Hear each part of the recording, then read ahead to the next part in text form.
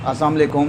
तौकीर हुसैन मलिक तस्वीर के तीसरे रुख के साथ हाज़िर खिदमत। दोस्तों, आज का जो मेरा मौजू है वो थोड़ा सा डिफरेंट भी है और मैं ये समझता हूँ कि बड़ा इम्पोर्टेंट चैप्टर है आज का, जिस पर मैं बात करना चाह रहा हूँ।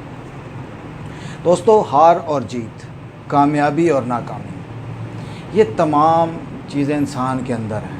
हार भी इंसान के अंदर है, जीत भी इंसान के अंदर है। बाहर तो यकसां अवामिल हैं हार और जीत के, यकसां वसाइल हैं, यकसां अपॉर्चुनिटीज़ हैं, यकसां मुश्किलात हैं। एक्सटर्नल माशरे में ये तमाम चीज़ें चल रही होती हैं, लेकिन हार और जीत जो है, कामयाबी और नाकामी, इंसान के अंदर का एक जज्बा है। हारा हुआ जज्बा कभी कामयाब नहीं होने देता और कामयाबी से सरशार जज्बा कभी नाकाम नहीं होने देता। ये एक मुसल्लमा हकीकत है, यूनिवर्सल लॉ है, यूनिवर्सल ट्रुथ है। तो जनाब, जैसे कि मैंने कहा कि वसाइल सब के लिए, मसाइल और वसाइल यकसां होते हैं। अगर मैं कुछ मिसालों से वाज़े कर सकता हूँ तो मैं करूँगा कि एक ही घर में वापडा का मीटर, एक ही बिजली, एक ही बोर्ड, उस बोर्ड के ऊपर सॉकेटें होती हैं। तो किसी सॉकेट पे अगर एसी को ऑन किया जाए तो ठंडी हवा निकलेगी, और उसी सॉकेट पे अगर हीटर को ऑन किया जाए तो गर्म हवा निकलेगी। तो बिजली तो सेम थी, माहौल तो सेम था, घर भी सेम था, मीटर भी सेम था, वोल्टेज भी सेम आ रहे थे, लेकिन नतीजा मुख्तलिफ हुआ। दूसरी अगर मिसाल मेरे जहन में एक और भी आ गई, हम घरों में बहुत सारी चीज़ें बॉईल करते हैं। तो से एग्ज़ाम्पल के अगर एक ही बर्तन में आलू और अंडा, इन दो को बॉईल किया जाए, नतीजा मुख्तलिफ आएगा। आग सेम थी, टेम्परेचर सेम था, पानी सेम था, बर्तन सेम था। आलू जो कि सख्त होता है, बॉईल होने के बाद नरम हो गया। अंडा जो कि नरम होता है, बॉईल होने के बाद सख्त हो गया। तो नाज़रीन, ये क्या है? बाहर और अंदर का जो मामला है वही मैं साबित करने की कोशिश कर रहा था कि वसाइल और मसाइल एक जैसे होते हैं, बाहर नतीजे मुख्तलिफ होते हैं। इंसान के अंदर से जो चीज़ होती है वही हार जीत का बायस बनती है। बाहर का कोई भी जो नाकाम शख्स अपने बाहर कोई एलिगेशन लगाता है या जस्टिफाई करता है, तो देयर इज़ नो जस्टिफिकेशन। हार भी इंसान खुद हारता है क्योंकि उसका अंदर हार चुका होता है। जीतता भी इंसान तब ही है जब उसका अंदर उसको जितवाता है।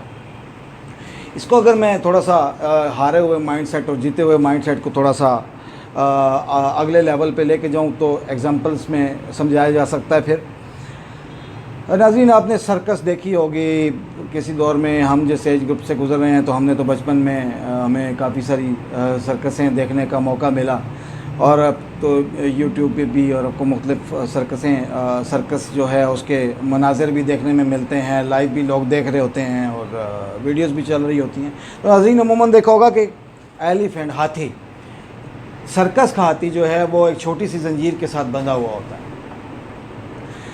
ये जो जंजीर के साथ बंधा हुआ होता है, नाज़रीन, देखने वाले को भी इस बात का अंदाज़ा होता है कि ये चाहे तो ये हल्का सा ज़ोर लगाए तो वो जंजीर ब्रेक हो जाएगी, लेकिन ऐसा नहीं होता। हाथी वो जंजीर ब्रेक नहीं कर सकता। क्यों? उसके माइंड सेट में है कि ये जंजीर ब्रेक नहीं हो सकती। मैं हारा हुआ हूँ, मैं ग़ुलाम हूँ, इस जंजीर के ताबे हूँ। बचपन से ही उस जंजीर को दिखाया गया था, उसका माइंड सेट बन चुका है कि ये जंजीर नहीं ब्रेक हो सकती और मैं इसने सारी ज़िंदगी इसी जंजीर की ग़ुलामी करनी है। नाज़रीन, ये था हारे हुए माइंड सेट की एक मिसाल। अब जीते हुए से एक मुझे एक वाक़या याद आ रहा है, मैंने कहीं पढ़ा था और कहीं सुनने में भी मिला, तो आज इसका वक्त है कि मैं इसको सुना भी दूं कि एक गांव में दो बच्चे थे, हम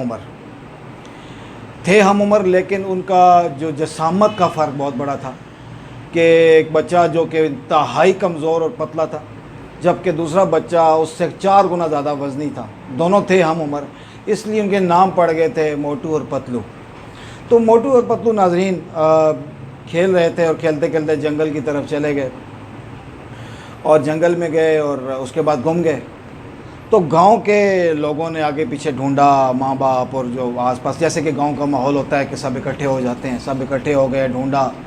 एट द एंड पूरा दिन गुजरने के बाद शाम का टाइम था, तो डिक्लेयर हुआ कि बच्चे क्योंकि जंगल की तरफ गए थे तो किसी जंगली जानवरों का शिकार बन गए।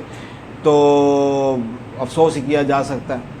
تو اب گاؤں کی چوپال میں سارے بیٹھے ہوئے تھے اور افسوس کر رہے تھے والد کے آگے، گاؤں کے لوگ اور خواتین گھر میں ماں کے آگے افسوس کر رہی تھی۔ تو یکا یک اندھیرا جب کہ اپنا اثر چھوڑ رہا تھا، اور اندھیرا جو ہے جس کی روشنی جو ہے روشنی کے اوپر غالب آ چکا تھا، کہ دور سے انہیں دو بچے آتے ہوئے نظر آئے۔ تو یہ گاؤں کے لوگ جو ہے یہ چوکنے ہوئے اور دیکھنے لگے۔ جب قریب آئے تو سب بھاگے کہ یہ تو وہی بچے ہیں، موٹو اور پتلو ہیں، اور میلے بڑی مبارکبادیں شروع ہو گئیں، اور پھر ایک چوپال اکٹھی ہوئی جس میں مبارکباد دی جا رہی تھی۔ تو بچوں سے پوچھا گیا کہ بچوں تم کہاں چلے گئے تھے؟ تو بچوں نے جو سٹوری سنائی وہ سٹوری یوں تھی کہ یہ بتایا کہ پتلو نے بتایا کہ جو موٹو ہے یہ گڑھے میں گر گیا تھا، اور گڑھا بھی کافی گہرا تھا، اور پھر میں نے اس کو باہر نکالا۔ گاؤں کے لوگوں نے اس بات پہ یقین نہیں کیا، بھروسہ نہیں کیا، ان کو تسلی نہیں ہوئی، اور انہوں نے کہا کہ یہ تو جھوٹ ہے۔ اگر کہانی تم اس طرح سے گھڑتے کہ پتلو کو گراتے گڑھے میں اور تم جو ہے وہ باہر ہوتے تو یہ سمجھ میں آتی تھی، یہ سمجھ میں نہیں آتا کہ اتنا موٹا بچہ اور اتنا سکڑو سا کمزور سا بچہ اس کو اتنے گہرے گڑھے میں سے نکال کے لا سکتا۔ ان کا جو فیکٹ تھا بتا دیا بچوں نے، بچے تو جھوٹ نہیں بولتے۔ تو ایک گاؤں کا سمجھدار ایک بابا سا تھا، اس بابے نے یہ کہہ کر اٹھا اور کہا کہ اب اس نشست کو ختم کیا جائے، اور یہ جو بچے کہہ رہے ہیں صحیح کہہ رہے ہیں۔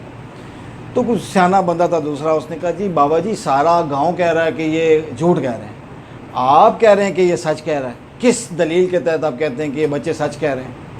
تو بابے نے ایک بات کہی کہ اس کی وجہ یہ ہے کہ جب یہ موٹو گرا اور یہ رو رہا تھا تو پتلو نے کہا کہ گھبراؤ نہیں، میں تمہیں نکالوں گا۔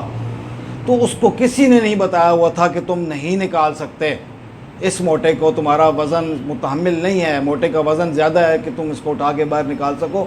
تو اس کا مائنڈ سیٹ تھا کہ میں نے نکالنا ہے، سو اس نے نکال لیا۔ ناظرین، کانفیڈنس یہ ہے اعتماد۔ اعتماد کیسے، جو کہ آج میرا موضوع تھا، کانفیڈنس جس کا ٹاپک تھا، اعتماد کیسے پیدا ہوتا ہے؟ جیتا ہوا مائنڈ سیٹ ہی اعتماد پیدا کرتا ہے۔ آپ کے اندر کی لگن، جیت کی ترنگ، جیت کا ارادہ، مصمم ارادہ جو ہے یہ اعتماد پیدا کرتا ہے، اور یہی اعتماد انسان کو ہر منزل سے، ہر مشکل سے نکالتا بھی ہے اور کامیابی کی طرف رواں دواں کرتا ہے۔ ناظرین، کانفیڈنس کے حوالے سے ایک دو مثالیں، آج تو ساری میری گفتگو ہی مثالوں کے بیچ میں رہی، تو کانفیڈنس کے حوالے سے ایک دو مثالیں ذہن میں آ گئیں کہ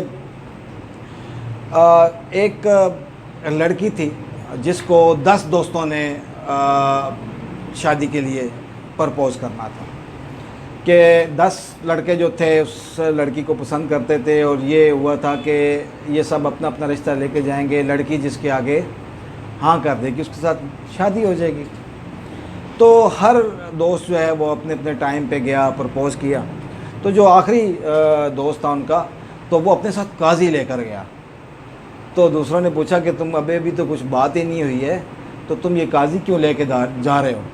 تو اس نے کہا جب میں جا رہا ہوں نا تو پھر میں ہاں بھی کروا کے اٹھوں گا، اور جب میں نے ہاں کروانی ہے تو قاضی بھی ساتھ لے کے جا رہا ہوں کہ اسی وقت ہماری شادی ہو۔ ناظرین، ایسا ہی ایک اور واقعہ ہے کہ کسی گاؤں میں بارش نہیں ہو رہی تھی کافی عرصے سے، اور بارش نہ ہونے کی وجہ سے سوکھا پڑ چکا تھا۔ تو گاؤں کی جو مسجد تھی وہاں پہ یہ اعلان ہوا کہ جمعے والے دن جو ہے وہ آفٹر جمعہ جو ہے فلاں میدان میں اکٹھے ہو جائیں اور سب مل کے دعا کریں گے، اور اللہ پاک بارش کو نازل کرے گا انشاءاللہ۔ تو تمام لوگ جمعے کے بعد مقررہ گراؤنڈ میں، مقررہ جگہ پہ اکٹھے ہو گئے۔ تو ایک شخص جو تھا جو کہ آخر میں پہنچا تو اس کے ہاتھ میں چھتری تھی۔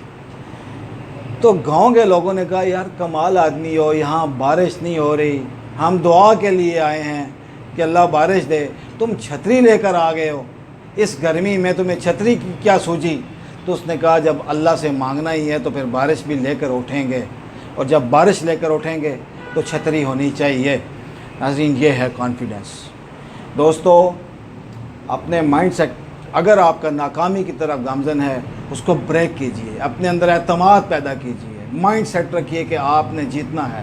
آپ کوئی بھی بزنس کرنا چاہ رہے ہیں، آپ کوئی بھی جاب کرنا چاہ رہے ہیں، آپ کوئی بھی ارادہ کر کے بیٹھے ہوئے ہیں، نیک نیتی کے ساتھ عزم کر لیں اور ہار کو ذہن سے نکال لیں اور ٹھان لیں کہ ہم نے اپنی منزل کو پانا ہے تو یقیناً منزل آپ کے قدموں کو چومے گی۔ اسی کے ساتھ مجھے اجازت دیجیے۔ السلام علیکم ورحمۃ اللہ۔